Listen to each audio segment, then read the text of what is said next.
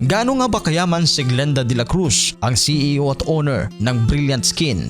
Bilyonaryo na sa edad de 21 anyos. Pero bago natin pag-usapan yan, ano nga ba ang buhay niya bago naging matagumpay sa buhay?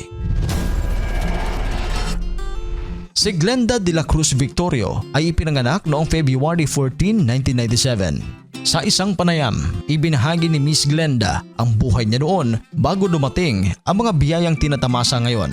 Kwento ni Glenda, sa edad na 2 anyos ay pumanaw ang kanyang ama. Kalaunan, iniwan rin sila ng kanyang 3 kapatid sa pangangalaga ng kanyang lola. Nasilayan niya lamang umano ang kanyang ina nang ito'y pumanaw na. Inamin ni Glenda na bago pumanaw ang ina, nagtatrabaho ito bilang GRO. Kaya naman, naging tampulan din siya noon ng tukso na maaaring ganoon din umano ang mangyari sa kanya tulad ng 12 taong gulang niyang half-sister na ipinasok sa club sa edad na 12 anyos. Pagbabahagi pa ni Glenda, sobrang hirap ng buhay nila noon dahil umaasa lamang sila sa maliit na tindahan ng kanyang lola. Kaya naman, upang makatulong, nangangalakal umano sila ng kanyang mga kapatid. Sa edad na 16 anyos, nagsimula na si Miss Glenda sa online selling. Pero tuwing undas, nagbebenta din siya ng mga kandila. Kwento ng negosyante, nagtitinda siya noon ng kandila sa araw ng undas. Isang alay lumapit sa kanya at binili lahat ng kanyang paninda. Napansin ni Miss Glenda na may itinitindang mga sabon ang naturang ale. Matapos nilang mag-usap, pinagkatiwalaan siya ng ale ng 1,000 pirasong sabon. Pinautang ito sa kanya at ibinebenta niya naman sa mga kakilala.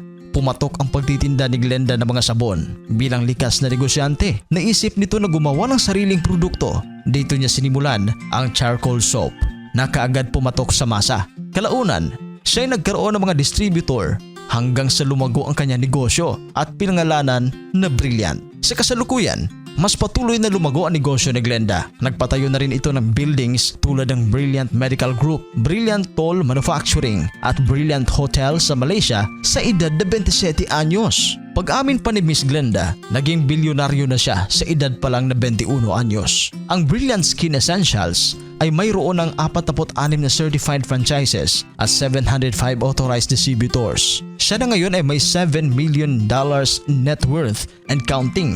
Nakapagpatayo na rin siya ng sariling bahay at nakabili ng mga sasakyan. Marami naman sa kanyang followers ang bumilib at humanga kay Miss Glenda na naging CEO sa murang edad. Marami sa kanila ang nagsabing mas lalo silang naging inspiradong mangarap at magsumikap sa buhay. Samantala, mga bigati naman ang mga naging endorser ni Glenda sa kanyang mga produkto na sina Andrea Brillantes, Jillian Ward, Seth Fedelin, Alden Richards, Rabia Mateo, Zainab Harake at internet sensation Senyora. Para sa inyong reaction, please comment down below.